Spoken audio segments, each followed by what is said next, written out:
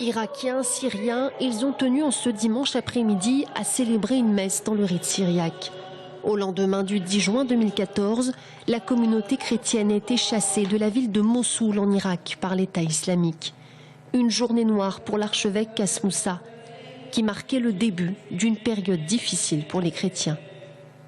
2 mois après, 13 villes chrétiennes de la plaine de Ninive ont été évacuées aussi sous la pression de l'État islamique et qui ont été assumées à quitter leur ville et leurs biens, comme je vous disais, précipitamment pour se réfugier tout d'abord au Kurdistan et ensuite, maintenant, nous avons quelques 30 000 chrétiens au moins qui sont divisés entre la Jordanie, le Liban et la Turquie, en plus ceux qui sont déjà parvenus en Occident.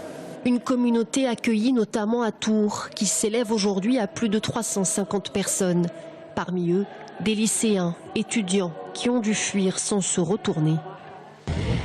Un jour noir, on peut dire. Les terroristes sont entrés dans notre ville de Mossoul.